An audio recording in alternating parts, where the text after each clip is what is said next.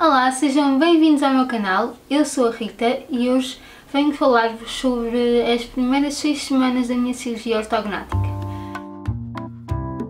Acho que é logo visível que ainda tenho alguma dificuldade em falar e isso tem sido uma das coisas que mais me tem chateado ao longo deste percurso, é o falar não tão corretamente.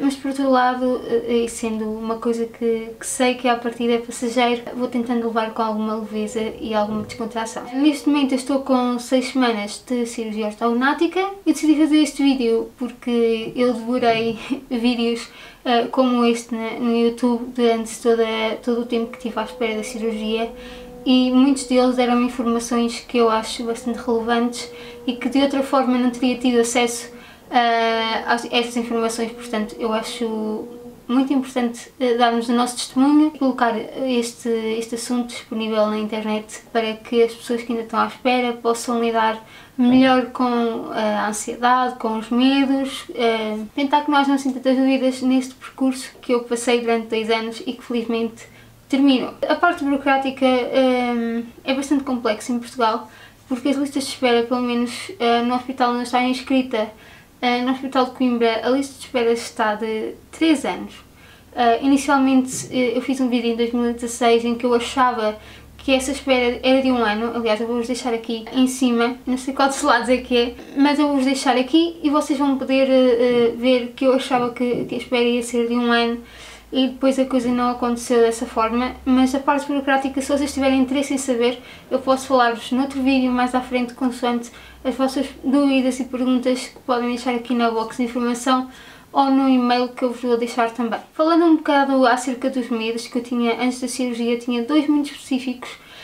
Eu tinha medo de não adormecer, porque há um fenómeno chamado Awareness Anesthesia. Então basicamente isso faz com que a pessoa esteja imóvel, sem conseguir comunicar, mas está acordada. Eu tinha muito medo que isso acontecesse. Aliás, falei com vários anestesistas antes de me submeter, onde eu falava realmente desse medo e onde eles me tranquilizaram, porque é bastante raro e felizmente isso não aconteceu. Eu nem dei por adormecer, então acho que não é motivo para ter medo. E tinha outro medo, que era o sufocar ao acordar. Isto porque, para quem não sabe, nós quando acordamos temos elásticos, elásticos esses que ainda uso hoje em dia e acho que vou usar durante bastante tempo. Só tirei agora um pouquinho para falar convosco no vídeo, para não ficar uma fala tão estranha, mas acordamos com elásticos tipo a serrar a boca. E eu, como também ia fazer septoplastia, achei que iria ficar com o nariz tamponado e não iria conseguir respirar. Felizmente isso também não aconteceu, não só porque os elásticos permitem abrir um bocadinho a boca, não é assim tão... ou seja, a boca não fica assim tão cerrada e o meu cirurgião deixou-me o nariz aberto, ou seja, não fez tamponamento, o que me ajudou a respirar muito cedo. Apesar de que a desvantagem disso é que sangramos um bocadinho pelo nariz e não sentimos, portanto, às vezes podemos estar a falar com as pessoas e estar tipo a sangrar e não sentimos. No entanto, e apesar destes medos não se terem concretizado, eu acho muito importante que na primeira noite tenhamos um acompanhante. Eu pelo menos tive, e essa pessoa que esteve lá comigo, por acaso trabalha na área da saúde, mas qualquer outra pessoa que possa estar com vocês é melhor do que nada, porque é alguém que vai estar convosco a noite inteira para aquilo que vocês precisarem, porque também que os hospitais têm equipas de enfermagem durante a noite e têm auxiliares e tudo mais, só que eu acho que na primeira noite nem sequer seria capaz de tocar a campainha. Eu não estou a dizer isto para os assustar, só dizer isto que para vocês se precaverem. Porque eu acordei sem noção, ou seja, se não tivesse lá aquela pessoa eu nem sequer tinha noção de onde é que estava, quem eu era.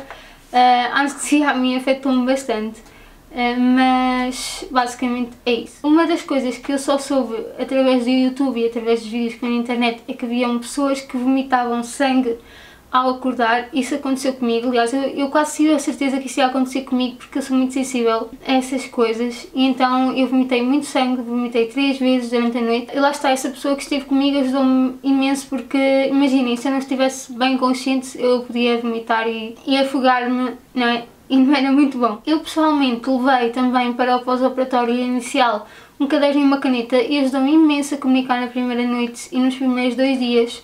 Porque eu sinceramente não dizia nada de jeito, eu não conseguia falar corretamente, então tudo o que eu podia eu escrevia no caderno, porque às vezes não é que as pessoas não entendam às vezes custa tanto falar, não é gostar de dor, porque dor nós não sentimos, a parestesia, não é? Como acho que quem está a ver este vídeo sabe, a parestesia faz com que não sintamos rigorosamente nada, só que acaba por ser um esforço muito grande falar com os elásticos na boca, então eu sinceramente, honestamente, eu preferi escrever no caderno do que realmente estar a falar. E eu aconselho, a primeira noite eu só comuniquei com o caderno, de olhos fechados, eu conseguia escrever, e então foi assim que eu pedi tudo o que eu queria durante a primeira noite.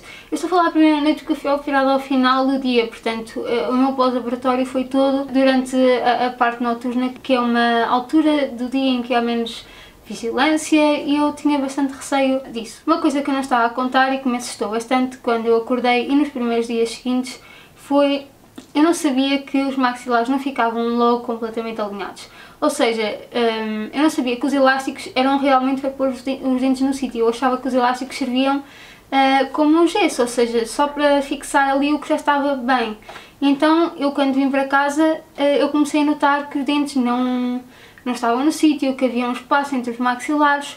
Eu fiquei cheia de medo, eu assim... Depois ainda fui uma calhou num fim de semana em que eu não conseguia falar com ninguém da área, nem com o cirurgião, nem com o ortodontista. E eu fiquei mesmo assustada, e eu quero dar aqui alerta que não é preciso os elásticos não serem usados durante bastante tempo. Poderá ser, no vosso caso, mais fácil do que o meu, mas eu ainda estou a usá-los e acho que vou usar bastante tempo. E o que eu quero dizer com isto é que não se assustem, eu fiquei mesmo com medo. Eu já só dizia, eu não quero ser operada outra vez, porque eu tinha mesmo medo que aquilo não estivesse no sítio. E só quando fui ao ortodontista na segunda-feira é que fiquei descansada, porque ele disse-me realmente que era normal e que eu ia usar os elásticos para colocar tudo no sítio. Mas isso era uma coisa que eu não vi em lado nenhum, que não tinha visto em vídeo nenhum, que ninguém me tinha dito, e sofri assim um fim de semana um bocado à toa. Para além disso, outra coisa que me frustrou e também tem a ver com os resultados imediatos ou não da cirurgia, foi eu tinha pedido ao cirurgião muito, por favor, para ele me deixar simétrica. Eu tinha um problema com a simetria da cara.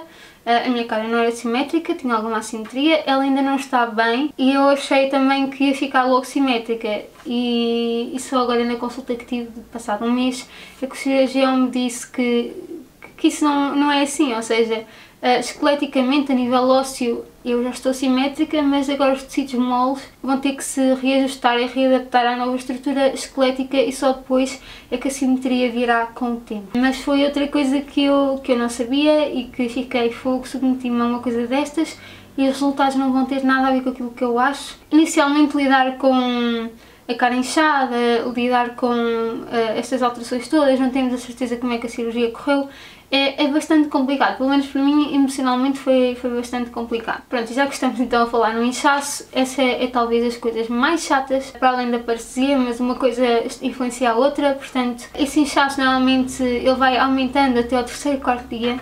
Pelo menos foi isso que eu li em todo lado e foi o que aconteceu comigo. E é muito chato porque vocês estão a sentir a vossa cara a inchar. Tipo, eu cheguei a uma altura que eu achava que não ia dar para inchar mais. A minha pele até já estava brilhante de tanto inchar. Eu estava realmente assustada com aquilo. E depois temos que estar com gelo o dia todo. Estar com gelo, o gelo normalmente é colocado aqui nesta zona, pelo menos a mim foi, mesmo quando eu fui para casa. E eu só pensava, e é uma coisa que eu quero aconselhar a quem for fazer e puder arranjar, é arranjar uma máscara, pelo menos daqui para baixo, que possam ter gelo em toda a cara, porque eu só coloquei aqui, ou seja, toda esta zona acabou por inchar na mesma, e até acho que é o que está a demorar mais a desinchar, é a zona dos lábios e aqui do queixo. E então, se conseguirem arranjar, eu vou deixar aqui uma imagem para vocês conseguirem ver mais ou menos o que é que eu estou a falar. Se conseguirem arranjar uma coisa dessas, eu acho que era bastante positivo para vocês. Para além de que o gelo, quando é gelo mesmo, acaba por ser bastante pesado. Eu fiquei com algumas dores aqui na zona da cervical e também não era... Eu fui mal preparada em relação ao gelo. Eu pesquisei muita coisa, mas o gelo fui muito mal preparada. E é assim, é incómodo. Vai ser 3 ou 4 dias incómodos, mas vai passar. Pronto, falando ainda do inchaço, há outra coisa que eu acho importante dizer. Eu já estava preparada para isso, e estava preparada também para o facto da pele ficar muito oleosa, porque o inchaço no fundo é uma acumulação de líquidos que está debaixo da vossa pele, não é? e então a pele tende a ficar bastante oleosa e eu aconselho muito usarem um esfoliante. Eu comprei este aqui, na altura foi o que me indicaram na farmácia, expliquei a situação, eu também tenho pele atópica, portanto não podia ser qualquer um, e então eu pedi na farmácia isso e eu usei este dia sim dia não, apesar de ele dizer que só se deve usar 2 a 3 vezes por semana, eu usei-o religiosamente dia sim dia não, porque eu tinha visto pessoas a ficarem cheias de borbulhas na cara e eu não queria ser essa pessoa, né? Eu nunca tive grande tendência para acne e eu não queria de repente ficar cheia de borbulhas. Apareceu-me no total para umas 2 ou 3, o que eu acho que não é nada relevante comparado com algumas coisas que eu vi bastante feias. Portanto, limpei bem a vossa pele no pós-operatório para que não tenham esse tipo de problema. Uma coisa que a mim me ajudou muito com o inchaço foi a fisioterapia.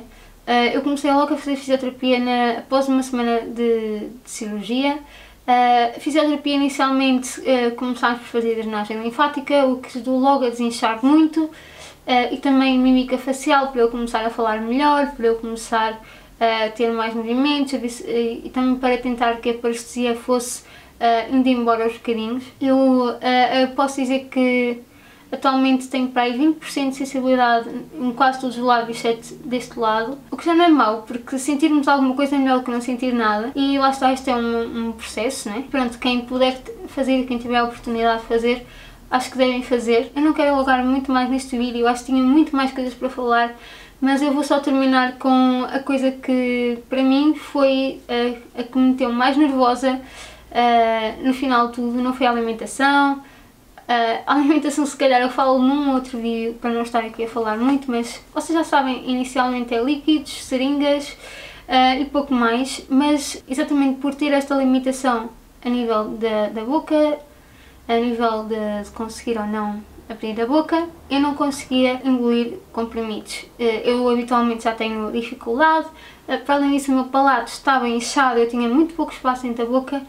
E quando cheguei a casa foi o meu maior pesadelo, foi tomar a medicação, que eram cerca de 8 comprimidos por dia e eu fiquei super desesperada, não conseguia tomar nada daquilo. A primeira vez que eu tentei, não consegui engolir, fiquei mesmo desesperada, por isso eu tinha muito medo. Os meus pais na altura começaram a triturar num pilão os medicamentos para eu, juntamente com a comida e com a seringa, engolir. Só que foi horrível porque a garganta está inflamada, está muito sensível, aquilo é nojento mesmo. Eu naquele momento quis mesmo voltar para o hospital, eu tipo, metam-me um catéter, deem medicação porque eu não quero mais isto. Felizmente depois fui-me acalmando e fui tentando tomar bocadinhos mais pequeninos e a coisa fluiu, ou seja, aqueles 10 primeiros dias foram os dias piores, por causa da medicação. Eu fazia tudo, exceto tomar medicação, aquilo era horrível para mim, porque, atenção, há pessoas que tomam medicação até sem água, mas eu tenho bastante dificuldade. Imaginem o que é já ter dificuldade e depois ter a boca que não abre, o palato super inchado, a língua que não se sente. Pronto, eu quero terminar este vídeo com uma mensagem positiva. Se eu tivesse que passar por isto tudo outra vez, eu passava, eu acho que está a valer super a pena. Nós não sentimos dor nenhuma, é só incómodo, é só desafios, com coisas que no dia a dia eram tão fáceis e que depois passam a ser bastante desafiantes, mas eu acho que vale super a pena. Eu acho que sofri mais por antecipação, ou seja, antes da cirurgia, do que realmente a passar pelo processo. Portanto, a minha mensagem para quem vai fazer é que não tenham medo, não é assim nada de tão horrível. Lá está, é uma cirurgia sem dor, é uma cirurgia que requer muita paciência e isso têm que estar preparados para a vossa vida passar a ser em slow motion durante vários dias. Acho que a primeira semana realmente custa muito a passar porque o tempo não passa. Nós não podemos fazer nada de jeito, nós temos de estar em repouso, a alimentação é muito chata, lavar os dentes é muito chato, mas lá está, com persistência, com paciência, tudo se faz. Eu acho que vale super a pena e quem está aí para fazer não desistam. E, entretanto, todas as dúvidas que vocês tiverem, provavelmente não falei de tudo, deixem aqui em baixo as vossas dúvidas e perguntas e eu vou falando com vocês. Até ao próximo vídeo. Tchau!